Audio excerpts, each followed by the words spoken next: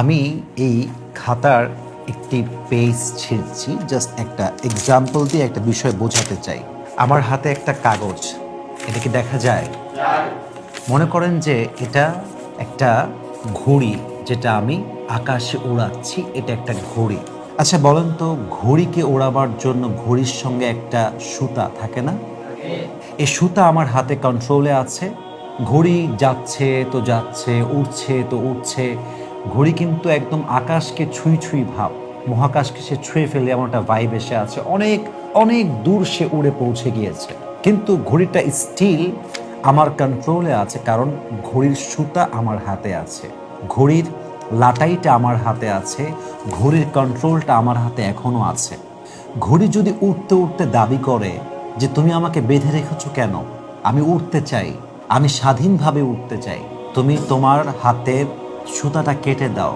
আমি যদি এখন ঘড়ির যে সুতাটা আছে, স্ট্রিংটা আছে, এটাকে কেটে দেই দাঁত দিয়ে কিংবা কেচে দিয়ে, ঘড়ি কিন্তু আকাশে উড়বে। কতক্ষণ পর্যন্ত উড়বে? যতক্ষণ পর্যন্ত বাতাস প্রবাহিত হবে। বাতাসের স্রোত যখন পাল্টে যাবে, দেখবেন ঘড়িটা, যখন কোনো ঘড়ির সুতা ছিঁড়ে যায়, দেখবেন ঘড়িটা আকাশে উঠতে উঠতে উঠতে উঠতে একটা লেভেলে গিয়ে নিচে পড়ে যায়।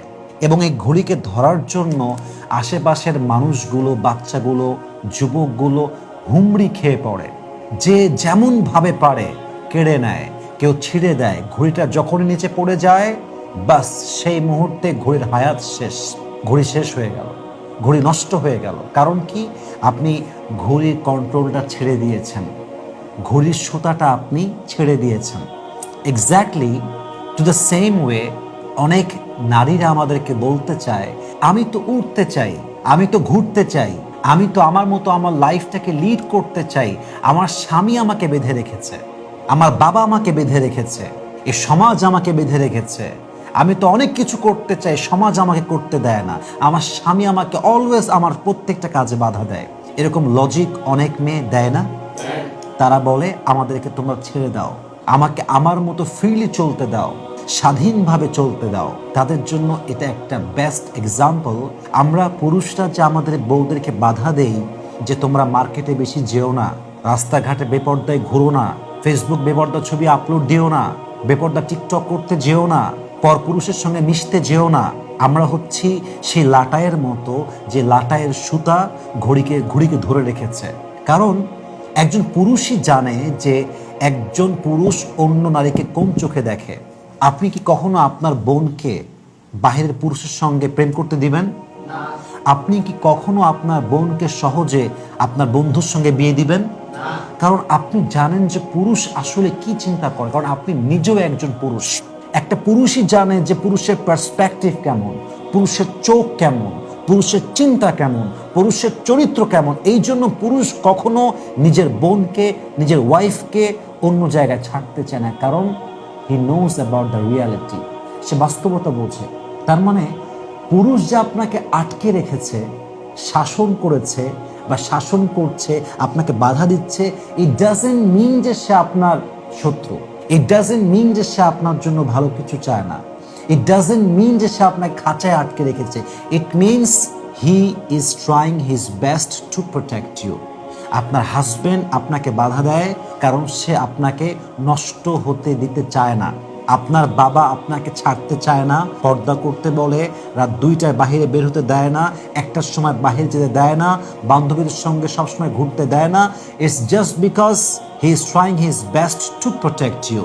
একজন যুবক যখন ঘুড়ি উড়ায়, ঘড়ির সুতা সে কন্ট্রোলে এই জন্য রাখে যে ঘড়ির সুতা উড়ে গেলেই আমার ঘড়ি হাত ছাড়া শুধু হবে না, ঘড়িটাও শেষ হয়ে যাবে, ঘড়িটাও ছিঁড়ে বুড়ে ছারখার হয়ে যাবে। একজন নারী যখন স্বাধীন হয়ে যায়, পুরুষ তাকে ইচ্ছা মতো ব্যবহার করে। I am so sorry to say that, I am so sorry to say that. আপনি বাস্তবিক সমাজের অবস্থা পর্যবেক্ষণ করেন, যেই মেয়েদেরকে বাবা মা শাসন করে না, বাবা দেখে না, এই মেয়েগুলো বয়ফ্রেন্ডের সঙ্গে যা মন চায় করে বেড়ায়, যেখানে মন চায় যায়। কারণ বাপ মা এদেরকে শাসন করে না, মা এদেরকে মানুষ করতে পারে নাই। এবং এই মেয়েটা যে শুধু নষ্ট হয়েছে তা নয়, এই মেয়েকে যে বিয়ে করবে তার জীবনটা নষ্ট। একটা মেয়ে যে অপবিত্র, যে চরিত্রহীন, তাকে যখন কোনো যুবক পছন্দ করবে পবিত্র হিসেবে, সে বিয়ের পর ধোঁকা খাবে না? সে চিট হবে না? কারণ সে তো ভেবেছে ভালো মেয়ে বিয়ে করেছে, সে তাই ভাববে। তো এই মেয়েকে যে বাবা মা কন্ট্রোল করে নাই, সুতা ছেড়ে দিয়েছে, কেটে দিয়েছে, মেয়ে যা মন চাই করছে, এই মেয়েটার জন্য একটা প্রজন্ম নষ্ট হয়ে গেল, সংসার নষ্ট হয়ে গেল, সন্তান নষ্ট হয়ে গেল। এজন্য প্রত্যেকটা মেয়েকে আমি বিনয়ের সঙ্গে আবদার করে বলবো, প্রিয় বোন আমার, আমরা যে আপনাদেরকে বাধা দেই, পর্দা করতে বলি, টিকটক করতে মানা করি, বেপর্দায় চলতে মানা করি, বেপর্দায় আপনার দেহকে প্রদর্শন করতে মানা করি, বিভিন্ন কাজে আপনার বাবা বাধা দেয়, আপনার ভাই বাধা দেয়, it's not because we are trying to stop you, it's just because we are trying to protect you. কারণ আমরা জানি সমাজে কি চলছে, আমরা জানি পুরুষের চোখটা আসলে কেমন, আমরা বুঝি পুরুষ কি চিন্তা করে, আমরা বুঝি পুরুষ কি করতে পারে, আমরা জানি পুরুষের চরিত্র কেমন হয়, কারণ আমরাও তো পুরুষ, আমরা তো পুরুষ জাতি। অতএব আপনাকে আপনার স্বামী শাসন করে মানে স্বামীকে আপনার প্রতিপক্ষ ভাববেন না, স্বামীকে আপনার অপোজিট ভাববেন না। আপনার বাবা আপনাকে বাধা দেয়, ইট ডাজন্ট মিন যে সে আপনার অপোজিট পার্সন, বরং সে আপনার ভালো চায়, আপনার কল্যাণ চায়। আর যদি বাবা বলে যা তোকে ছেড়ে দিলাম, তোর যা মন চায় কর, আর যদি স্বামী আপনাকে বলে তোকে ছেড়ে দিলাম, তোর যা মন চায় কর, যেখানে মন চায় যা, আপনি যাবেন ঠিকই, কিন্তু আপনার ফিরে আসা আর হবে না, ফিরে আসা আর হবে না।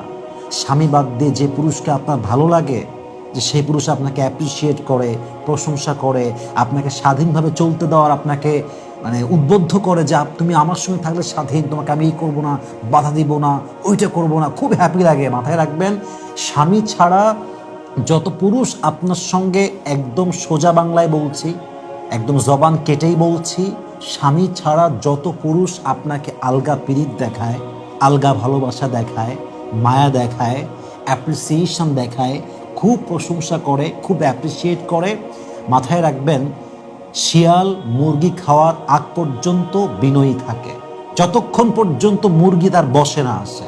একজন বিবাহিতা নারীকে কখনো পুরুষ মন থেকে ভালোবাসে না, স্বার্থ থাকে। এবং কি স্বার্থ থাকে এটা বলার মতো প্রয়োজন আমি মনে করছি না, এটা সবাই বোঝে। আপনার স্বামী হচ্ছে আপনার আসল জায়গা, আপনার স্বামী হচ্ছে আপনার আসল ভালোবাসার জায়গা। অতএব স্বামী বাধা দেয় মানে আপনার স্বামী আপনার অপোজিট কেউ নয়, বরং হি ইজ ইউর ওয়েল উইশার। তার বাধাকে আপনি বাধা মনে করবেন না, তার বাধাকে আপনি আপনার জন্য কল্যাণের কারণ মনে করবেন। তবে আপনার জীবনটা বরকতপূর্ণ হবে, তবে আপনার চরিত্র ঠিক থাকবে, তবে আপনার সাংসারিক জীবনটা ভালো যাবে, আপনার সন্তান মানুষ হবে, আপনি ভালো মানুষ হতে পারবেন। ঠিক কিনা বলেন? এজন্য প্রত্যেকটা মা বোনকে বলবো, পুরুষের বাধা দেওয়াকে আপনার জন্য কখনো বড় কোনো বাধা মনে করবেন না, এটা আপনার জন্য কল্যাণ মনে করবেন। এটা নিয়ে বিরুদ্ধাচারণ করবেন না, রেসপেক্ট করে, উইথ ডিউ রেসপেক্ট স্বামী যা বলবে মানার চেষ্টা করবেন। দেখবেন আপনার দুনিয়াও সুখ হবে, আপনার আখিরাতেও সুখ হবে। আল্লাহ প্রত্যেকটা বোনকে এই কথাগুলো মানা, বোঝা এবং আমল করার তৌফিক দান করুক। আমরা সকলেই দিল খুলে পড়ছি আমিন।